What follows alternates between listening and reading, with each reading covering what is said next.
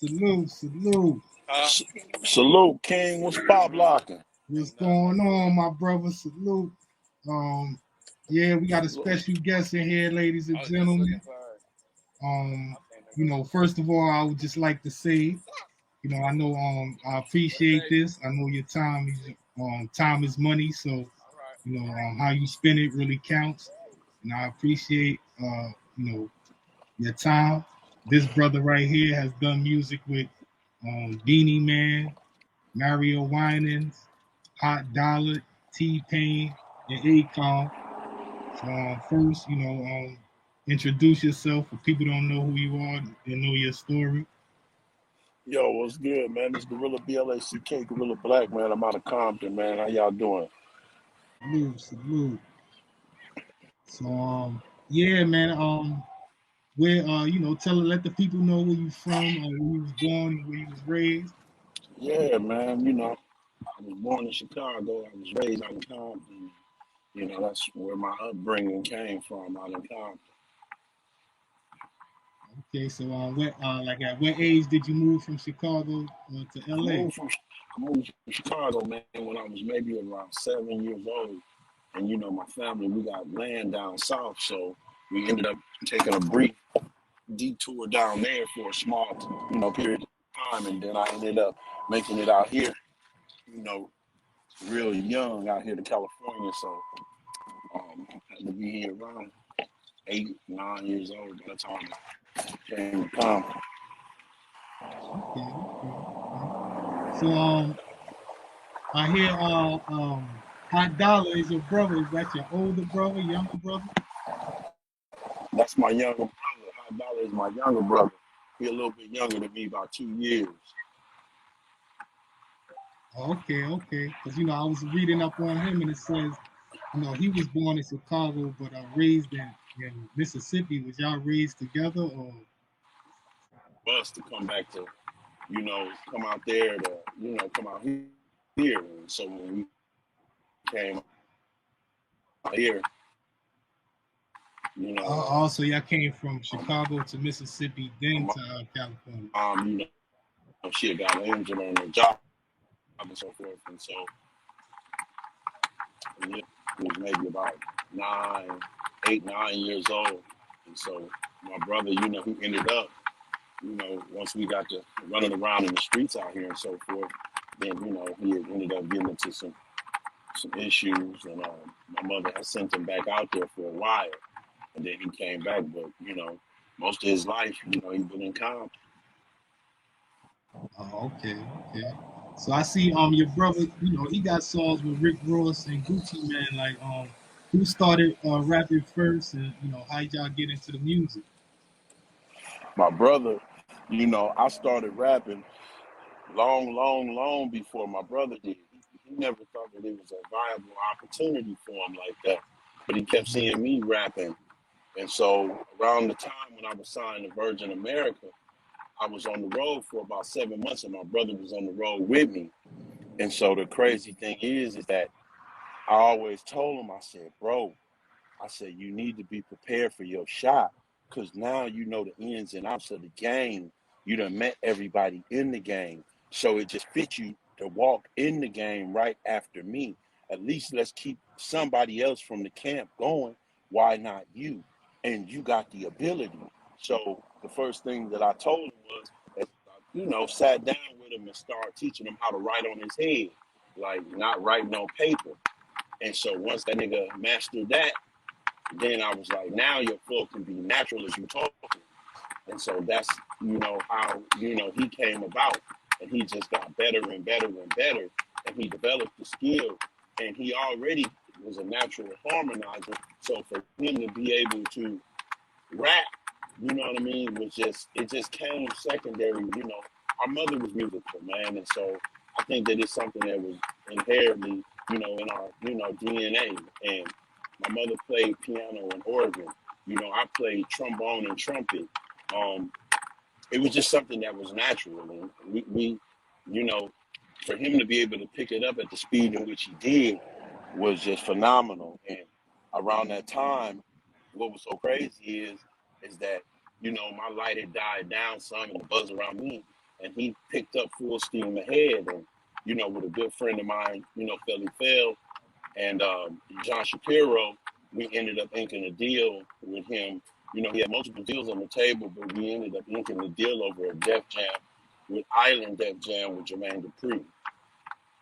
And so that's how that's the genesis of Hot Dollar. No, that's what's up. That's what's up. You say you play instruments. Were you learn in a church or school? I learned pretty much at school. 8th grade up at Wendy Middle School in Compton. I just picked it up as a little side thing. And so my mom went to the pawn shop and she bought me a trombone at the pawn shop. And so when she did, I picked up, my mom never knew how to read music. But the crazy thing is that when I got a trombone, you got to play, the musical compositions that the band teacher actually giving you. And every week you battle for first and second and third chair. And so I just picked it up so naturally with reading it and hearing it. But ultimately, it wasn't something that I had pursued. It was just something that my mom put me in. And when she put me in it, I just picked it up. And so when I was sliding off with the homies, we'd still have our instruments, but we'd be playing everything that was on the radio at the time. Whether it was Vanilla Ice or whether it was anything that was on the radio, we was playing it by ear, literally through our instruments. And so my homeboy, he played trumpet. And so, when you got an instrument, they give you this, disinfectant spray, and he started teaching me the notes on his trumpet. I didn't know how to read the notes on trumpet, but I knew how to play the notes by what he taught me and by me able to pick it up from ear. So I learned how to play his instrument as well. And I picked it up quite naturally. And during that time, I was just so experimental with music. No, that's crazy. That's dope. So how did you get into the rapping and things like that? Oh, during like the 8th grade. So during that time span and that time, I would always be freestyling. And so, I'd be freestyling with the homies. It just was, I had a different inclination and a different way of, being able to rhyme with words because I was just so influenced by music at the time that you could just definitely tell the difference. And now looking back at it in hindsight, I would see how niggas' faces would look when I would jump into the circle. And I'm freestyling. So that's when I realized, like, damn, maybe this may be something. And I always liked the DJ end of it, but I just realized that I had the ability to put words together very well. And so once I started doing that, I just realized that, hey, you know what? Maybe I'll start writing my words. I'll write my words, and I started writing them. And so that's where that came from, me writing the words. And yeah, I would write. So that's how that came about. So how did you break into the industry and like that? Well, that all came about much, much later. One of the first persons that was, working with me was my man, one of my big homies. And so when he realized that I had the ability to sit down and put words together and that I could actually put stuff in motion to that degree and on that level. And when he seen that was the play, like, he was like, look, man, I'm finna open up one of my houses out here in Rancho Cucamonga. And what he ended up doing was buying a bunch of studio equipment. And when he bought all of that studio equipment and so forth, that's pretty much how my introduction into that actually came about.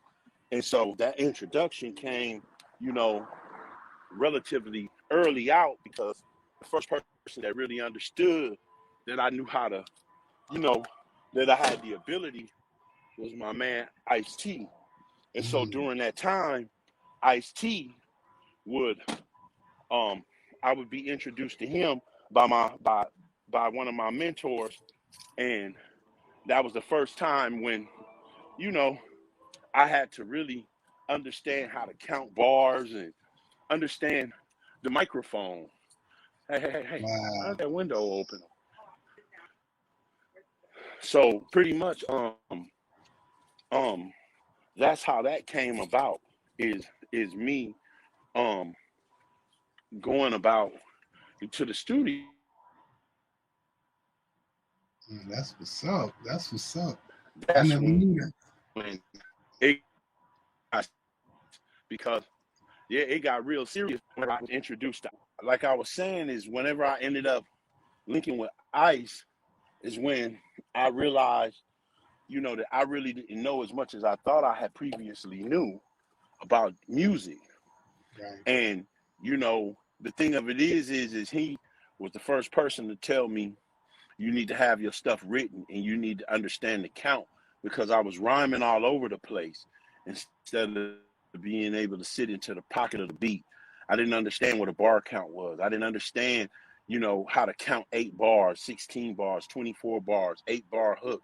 I didn't understand any of those things. So Ice was the first person, through, constructive criticism, to break it all down to me and let me know, hey man, it need to be sounding like this. And when you come in here, you don't need to be reading off no paper, man. You need to know what you're gonna be rapping about. You need to know it by heart. And so that was the first person that really came into, my epicenter and just sat me down on a real level and was able to open up to me and understand, what my approach was and what my approach should be, and the things that I should say and how clever it should be, and all of those different things that come with being a lyricist. And so Ice was that first dude to really do that. And so with that, I'll forever be grateful, and he's a mentor to me. And so with that being said, he was the first person to really take things to a whole new perspective for me, and he was able to sit me down. And so with that understanding and guidance with my man Rich and with my other partner, they ended up getting a spot out of Rancho Cucamonga, and we just loaded it up with a lot of equipment. And so that was my first endeavor, and that was quite some time ago, over 20 something years ago. But nevertheless, that's where I learned, how to control the microphone, how to write, and stay, in pocket with the beat, and how to develop hooks, and, all of those things is things that I learned there. Now that's real, like, cause that for you to learn that from a legend, like that's real right there. Right. And so at that time, he had a record company called Coroner Records, and Ice was still around making music. And people don't know, Ice is a very, very lyrical person, even to this day, man. His skill level has always been at a very, very high level, man. So to be able to be around someone like him with metaphors and punches and double entendres and things of that nature, man, is something that I was able to witness firsthand from a legend. And so Right. it only set the bar really, really high for me to scale, and for me to be able to continuously, grow over that span of time while I was around him and in his presence. And so being able to see that with a bunch of different MCs that was coming up along the way at the same time, that was very, very talented and so forth out of his camp, was something that was, phenomenal for me and my growth. Right. And on top of his talent, he's a genius with the business and things things of that nature. So yeah, Right. that's a blessing. Right. So, Exactly. so how did you get the song with Beanie Man? Man, it was so crazy because, I come from the old school. And in the old school, we would just cut a lot of records, man. And with us cutting those records, man, during my time at Virgin, I had cut over 100 records. And so I never forget, that song was a song, the beat, the sample, was a Sister Nancy sample. And it was the one that was in the beginning of the Belly movie. And that's where I Yeah. knew it to be and come from. And so at that time, and in that span, I ended up just, took that and took it to my man Carlos Brody, and we were down in Memphis. And so as soon as I told him what it was, he was able to find the record, pull the record up, sample it, and put the beat together, and it was crazy. And I never forget, I must have wrote my verses on my face, and it was about 15 minutes later, and I had 3 verses already. And so after I had did those 3 verses, it never had a hook. And so I didn't know that Beanie Man was my label mate.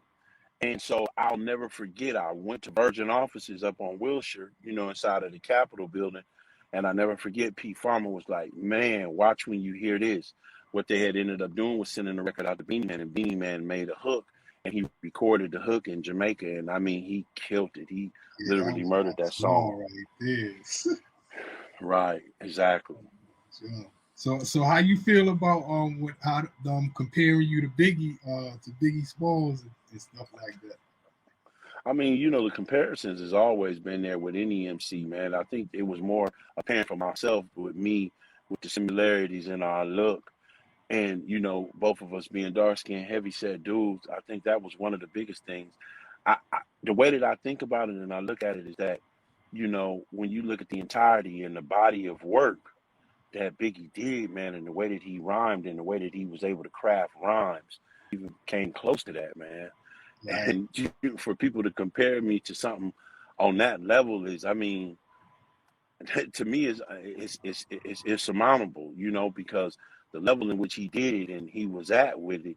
I mean, I don't think that I'm nowhere near it or ever have been near it. And so with that being that, I just think people really need to seriously listen to the body of work, and you'll definitely understand that. I mean, Big was definitely one of the greatest, and he's really pretty much one of those, icons and one of those MCs that pretty much influenced everything that we know musically today in the genre. So, I think more than anything, people sometimes they jump to conclusions more than they do. And when you do, throughout hip hop, that the comparisons have always been there. Like if you look at it today, you look at Designer and Future. If you look at before Fabulous, there was Mace. Or if you look at, Jay-Z, there was LL Cool J and Jaz-O. I mean, the comparisons is always there. I mean, before it was me, it was Shine they compared to me. So, I mean, and when you listen to Shine, you could tell the difference immediately. When you listen to me, you could tell the difference immediately. I think more than anything, people took the visuals of me being my complexion and my size more than anything, and instead of the content of what I was actually saying and listening to it to that degree, and they just, categorized it and put it in a box. So, I mean, at the end of the day, I thank God that he was able to open up the doors that he did for me, and I just pray that people just really sit down and look and listen and, just take a better look at everything, and you'll definitely see.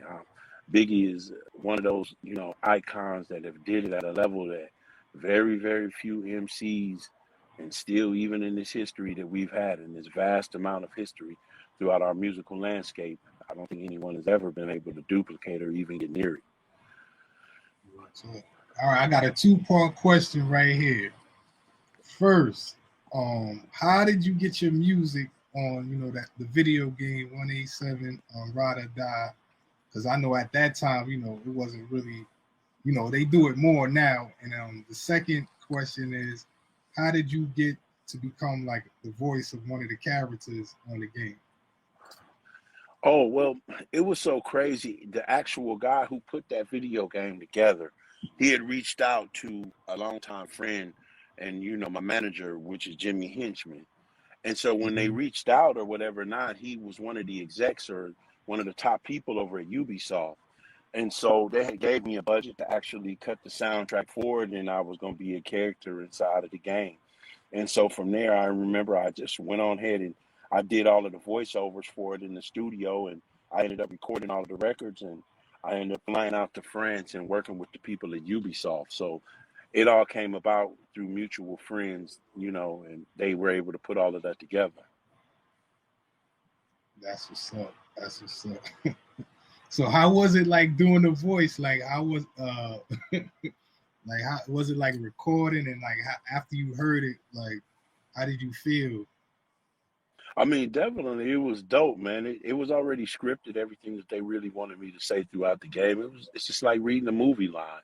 And so you just going in and making sure that the intensity of it is right, and then it matches the character in which I was playing. And so That's how that came about, me reading the script and matching the intensity of it. And afterwards, man, I think about it in hindsight. It's crazy because a lot of interviews, nobody never bring up that video game. But that video game, man, I had a lot of fun doing it. And I'll never forget all of the people that was involved with me, not only here, in the States, but also in France over there and at Ubisoft. So it was memorable, and I definitely enjoyed it.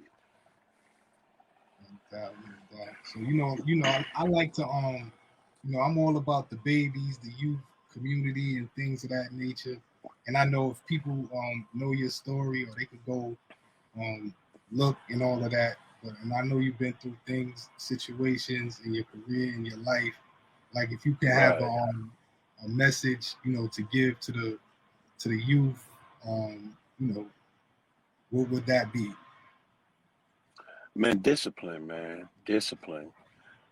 We look at people for their talents and their gifts, and God give each one of us talents, and He gives each one of us gifts. And so, for everybody and every youth that's out there listening, God has given you an inherited talent that only you possess. But it doesn't matter.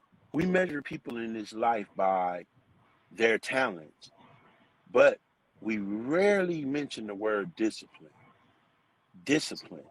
See, LeBron is a very talented, very gifted basketball player, but no one speaks about his discipline.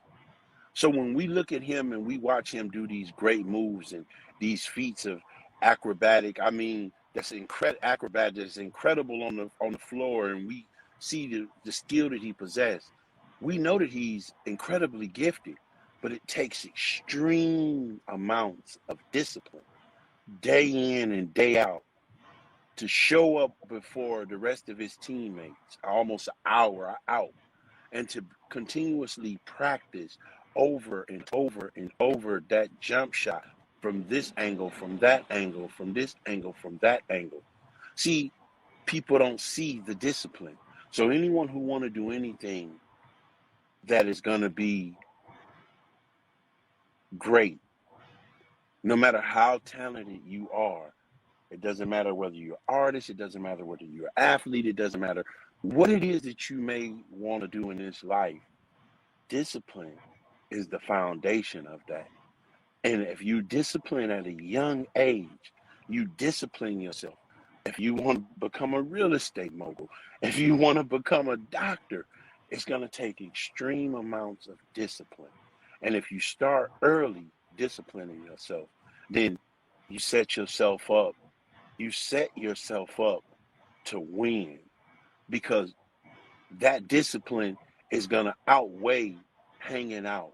That discipline is going to outweigh sitting on your phone, scrolling for hours and hours. That discipline is going to have you so immersed in your craft, whatever that craft may be, that everything else is going to seem like it doesn't exist. That discipline is your passion. So whatever your passion is, you have to really develop discipline within that passion. And you won't really realize that you're even doing it. It won't even seem like it's work, because it's your passion and you're disciplined enough to know that you want to become what you want to become. So you're going to take the necessary steps to get there. Talk, real talk. Amen. Amen. Now, if people know your story, like I said, and look into it, throughout your career, you had different issues with different rappers and things. So now we come to the internet, and people are trolling and using controversy to come up in the industry or the game, or try to get noticed and clout. Like, what advice would you give to the youth who thinks this is a good way to make it into the Listen, ultimately, you got to understand, I come from a different era and a different age. Throughout my history, I've had quite a bit of beefs with other artists. And those artists, I had to understand the difference between me and those artists. And I had to come to understand that I'm really from the streets. See, everybody say they from the streets ain't from the streets. they they have dabbled in the streets. They may be associated to a degree with the streets, but they didn't come out the mud of them streets. And so I had to understand that the moment that I involved myself with something and with the people that came up with me from the streets, that it could become real street real fast, where people and the possibility of them getting hurt was inevitably a real scenario. And I had to become the bigger person. In this day and age, it's a lot of trolling. There's a lot of clout chasing. There's a lot of doing it for the gram and, getting the namesake from it. And I think, it's changed the way that the game is. But you got to understand something. You know, when it goes to those levels, there's no coming back from it. It's real dudes that really live in the streets on a day-to-day basis. And you got to understand, I come from the era, we didn't want to be seen. We didn't want to be in photos. We didn't want to jump on the gram with guns, and we didn't want people. We wasn't selling wolf tickets over the phone, and we wasn't woofing. It was real, man. Like, I seen too many real dudes die right next to me. I seen dudes really, really whole top of their head gone. They family sitting there, and I mean, the morgue just sitting out there, and they still trying to analyze the situation, and his whole top gone. I mean, I seen too much to play with it.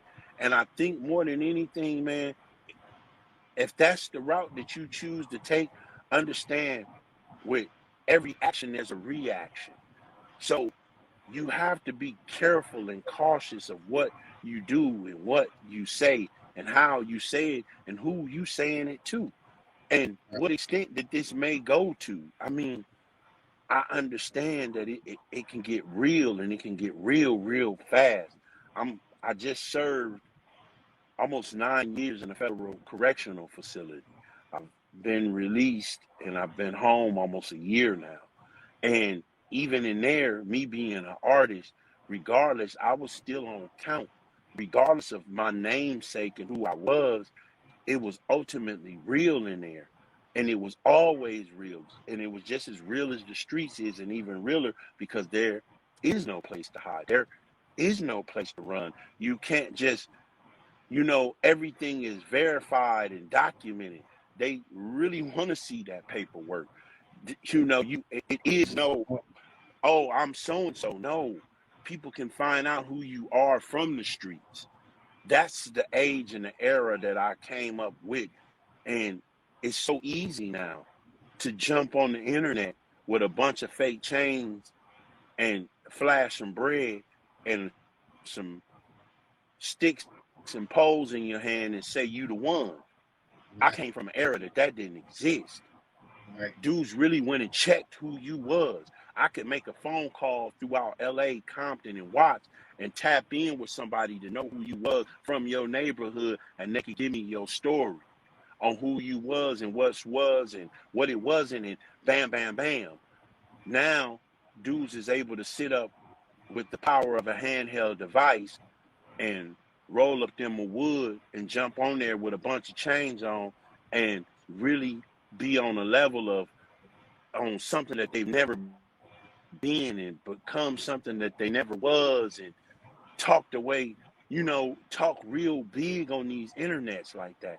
And it's a new world for me because this is something that's new to me. I come from something different. And so all I say is that if this is what you're going to do and this is how you're going to do it, just be careful, man, and understand that everybody play different.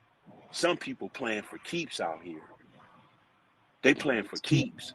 And the thing about it is you can't, once it go to that level, I understood that even the dudes that I beefed with, once it went to that level, it ain't no getting it back. Once them shells start flying, them slugs moving, ain't no recalling nothing. Ain't no squashing nothing. And as easy as it started with words or differences, now life is on the line. And you can't replace a life. It's gone. So Yeah. if this is what you doing and you got a playful way of doing it to get your clout up, and you trying to, I don't know, I don't know how to do nothing other than what I have done over the last 30 years of my life. But I can say, please be careful on who you trolling, because that dude might pop up where you at. Real talk. And if he pop up where you at, all that sitting there with the camera in your hand woofing can change in a matter of seconds. Real talk. And I live like that. Like, I don't woof or yap or whatever. I'd rather see a man and me and that man look each other in the eye.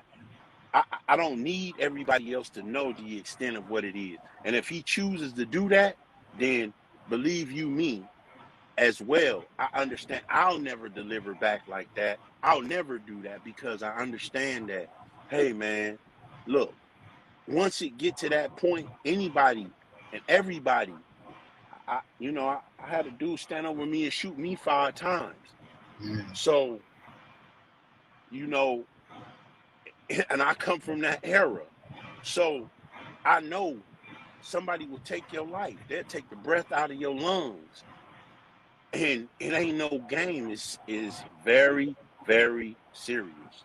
So if you jumping out there, you trolling, and you jumping out there and you woofing, and oh, he this and he that. Yo, man, be prepared to meet that with the fullest extent, man. Be prepared. And that's just what it Real is. talk. I come from that era. Like, I done seen it on multiple occasions. So yeah, that's what I gotta say about that. Shit, that was real talk right there. That was real talk. Well, I appreciate your time. I got one more last question before you go. Let the people know, what you got going on currently, where they can find you, what platforms you on, and things of that nature. Man, everybody can find me at official Guerilla Black. I know I'm new to Instagram, but I'm at official Guerilla Black.